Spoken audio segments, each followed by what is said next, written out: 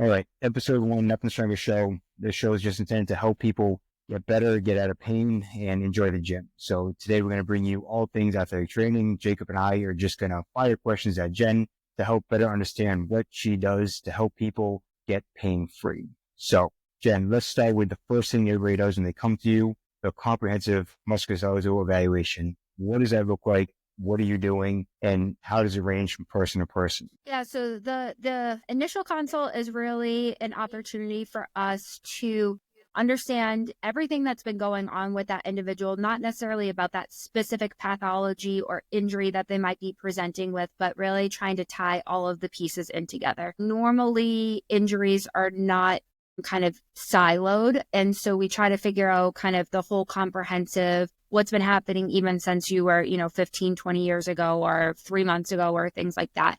So it starts off with the subjective evaluation or in kind of the patient talking to us about how they've been presenting, their past medical history, whether that be orthopedic, general medical, ecological, so kind of all trying to take that the whole person into account. And then we get into any sort of review of diagnostic imaging, if that has been done, x-rays, MRIs, CTs, ultrasound, things like that.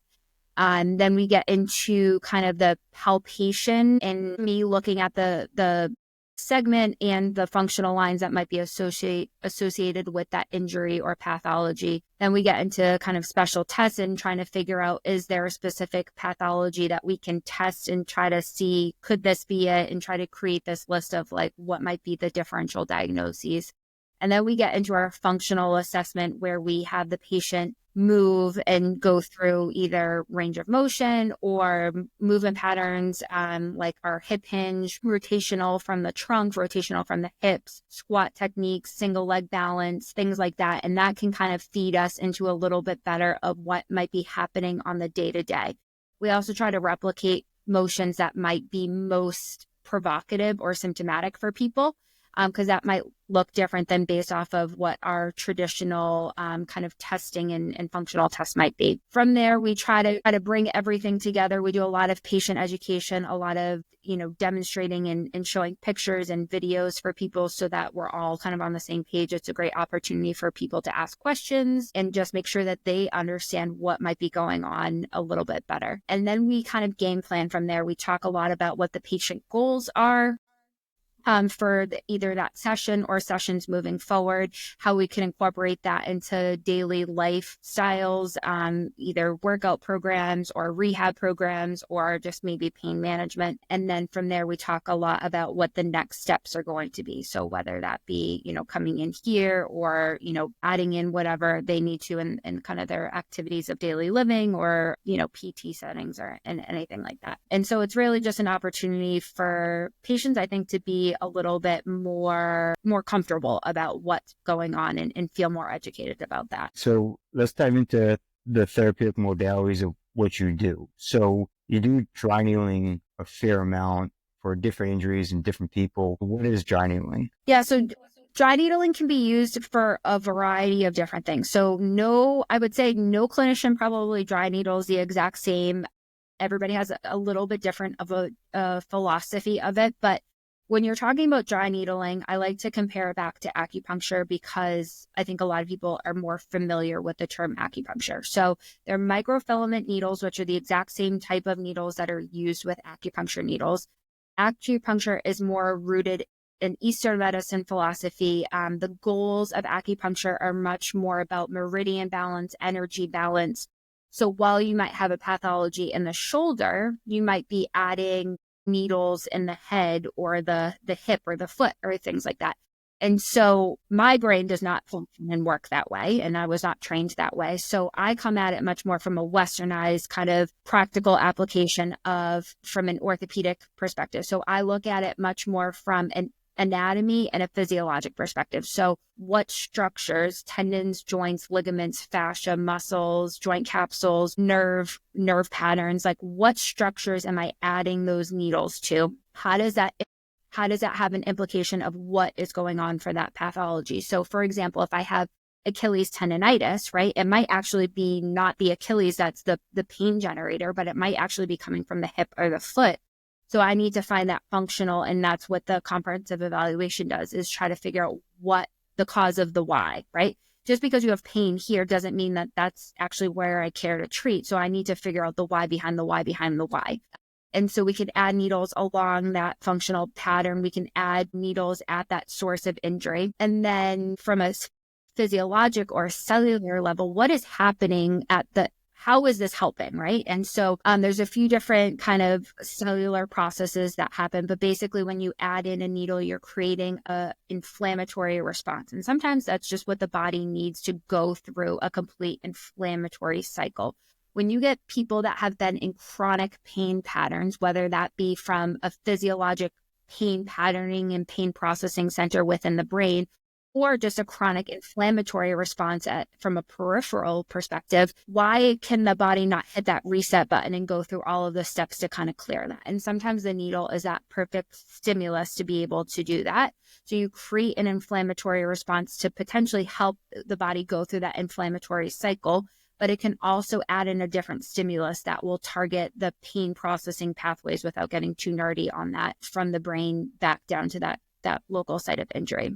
You can also use it. It is really helpful to help clear out some swelling. So you can use a flooding technique where you add in a whole bunch of needles to a really small area. That is really helpful for like joint pathology. So like osteoarthritis or meniscus type pathologies.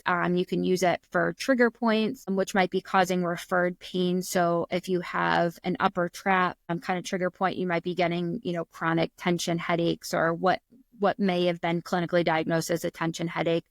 So you can always get those referral type patterns as well. So dry needling, I love it because it's one of the few modalities that you have that you're at the site of injury and at that local level. And you don't get that with a lot of manual therapy techniques or modalities. You just kind of hope you're hitting that in and around that area, but truly that you're at that site of injury or pathology with the needle. So I've seen your experience with dry needling for maybe 5, 7, 10 years, however long you've been doing it. How would you describe how you first started dry needling and how you dry needle now? I think when you first start dry needling, you tend to be more localized, right?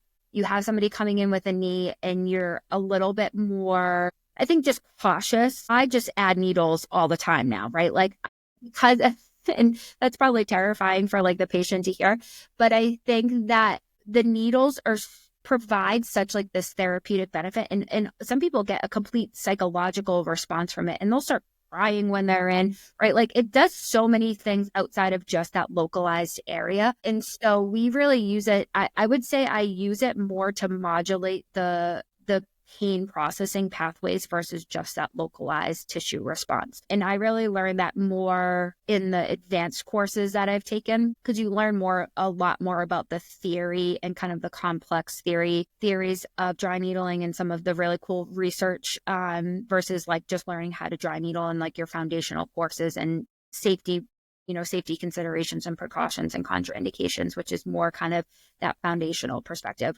But I think as I've gotten more comfortable, I'm able to kind of open up that chain of knowing how that hip affects that foot and adding needles in a very specific area. And a lot of clients or patients will often say like, oh my God, how did you know to put it there? Right. And you just learn it along the way and know how that, behind the knee can impact the bottom of the foot and that type of stuff. So I would say I get a little bit more selective, but I've opened up the chain that I dry needle, and like I said, more going towards like pain processing pathways and thinking about it much more from a systemic response than just that localized and local response. Jacob, I know you've done therapy with Jenn. When you came in when you first started working there, what was your experience like working with Jenn?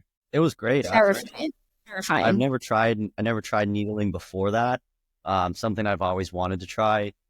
And I found it to be pretty groundbreaking in terms of like how long can kind of cause your muscles kind of to relax and how long that lasts versus compared to like foam rolling or any sort of other manual therapy techniques. I guess one question I do have is like, how deep into the muscle belly do you typically go with the needles? I know it varies a little bit between different muscles. Yeah. And part of that comes back to the initial comprehensive evaluation when we're doing the palpations. It's not just palpating to see, Is this where your pain is? Is this where your pain is? A lot of that comes back to I'm feeling tissue quality. And so I want to understand what is that tissue doing along that functional line. And if it's super like adaptive in this area, could it be because of something happening up here? And so a lot of times it's the direction of the needle and where you're putting that. Understanding the safety precautions are probably most important there.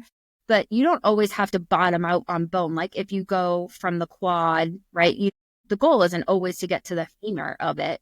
And sometimes the patient will dictate that more than what sometimes you'll get that twitch response and they'll be like, please stop there type of thing.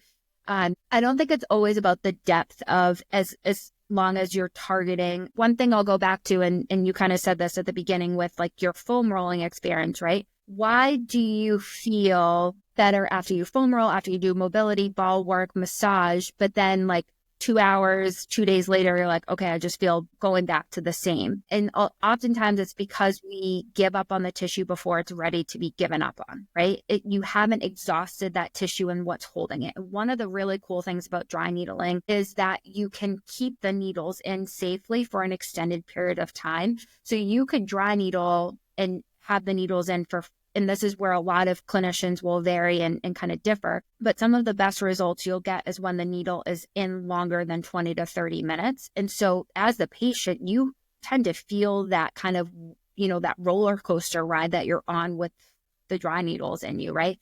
You put that needle in, sometimes it's throbby and it's aching as it goes in. And then you're like, oh yeah, I don't really feel it. And then 5-6 minutes later, you're checking in with the patient and they're like, oh, I feel all of the feels. Like it's like super strong, it's intense. And so it kind of amplifies. So you might start off at, as you put the needle in, a 4, it goes, down to a 2, all of a sudden it hits an 8. And then you start to kind of go on that descent back down. And that is typically where you want to make sure that that needle is in that area the needle is where the target site is. But sometimes you can't get there on that first time. So it's really patient tolerance and what that pain experience is, as well as that tissue. Sometimes you don't get there on the first day or the first try, and that's okay. So then you use other kind of modalities. But I think keeping it in, I always say I let the needle, without sounding too weird, right? Like I let the needle and the patient tell me when that needle needs to come out. It's not this timeline of it has to stay in for 20 minutes or 12 minutes or 1 minute, right? It's really dependent on what that patient response is, what the pain is, what the tissue is doing, and that kind of dictates how long that needle should be in for. Interesting. In your experience, like, are there certain injuries that respond better to dry needling, or is it more person to person? I think it's a little bit of both, right? Like one thing that, a muscle strain, sure, responds wonderful to needles, right? You create that localized response. You can really kind of set that foundation to go through that inflammatory process. You can help with some of that trigger point and kind of that spastic, hold of trying to do that muscle guarding after an injury. It helps really well with that. It helps really well with like OA and like chronic knee pathologies, meniscus tears. It helps with a lot of that inflammation. One of the best things that it helps for is getting blood flow to areas that don't normally get great support for blood flow. And so things like dry needling and shockwave that are forcing that blood supply there. So like tendinopathies, Achilles tendinopathy, rotator cuff tendinopathies, epicondylation type things in the elbow, plantar fasciitis or fasciosis, things that don't normally can't heal because the blood has all of the nutrients to help heal it. Once as you start to draw blood flow to that area, it can usually help kind of expedite that healing process. Oftentimes, people have tried exercise before they've done that. They've done the Advil, the ice, the rest, the exercises. And so sometimes it takes a little bit longer because it's been, such like a negated process for an extended period of time, that it does sometimes take a little bit longer to get there.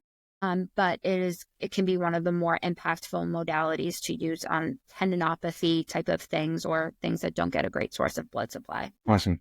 Well, I'm glad how this is supposed to be all things athletic training, but of course I forgot how smart you were. So we did all things dry needling today, apparently. But Jakub, any closing thoughts on dry needling? Yeah, I was just I think you mentioned before, like suffocating the muscle and causing it to like let go. Is that Could you explain like more about that? Is that like, I guess like something that, is that like a normal kind of response with a muscle to kind of like let go when it doesn't Yeah. have that, I guess that.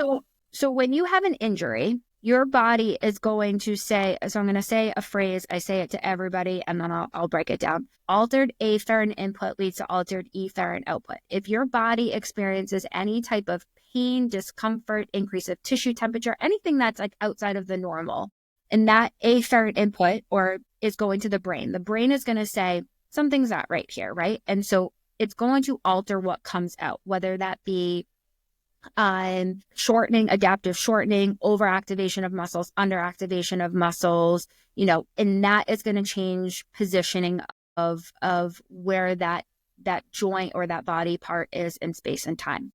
And so that adaptive process or that efferent output that says, okay, I need to overactivate here, underactivate here, right? Oftentimes is what is the more painful part for the person versus the actual pathology, right?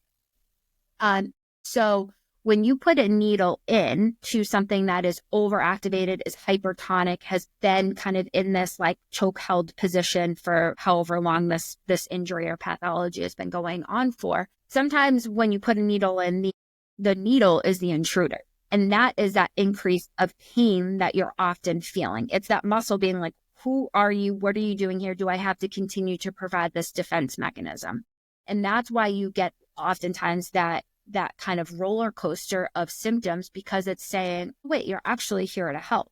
But it takes different types of tissues and different responses of tissues, but also the patient's response to that, right? Like from a psychological perspective, are you open to this treatment, or are you kind of hyped up and amped up because you have a needle in your body or several needles in your body? Or are you recreating pain that you've experienced? Like people don't always have a good association with their pain. So when you're potentially causing more pain, it can be really a cyclical response for people. So it really depends on like how they react.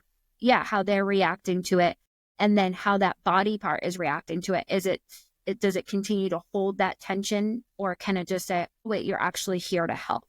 And so however long that process takes is usually, there's no 10 minutes and then it usually resolves type of thing. Everybody's response in that area is really going to dictate that more so. Awesome. That's very interesting. Great. Thanks, guys. Appreciate it today. Until the next one. Thank you.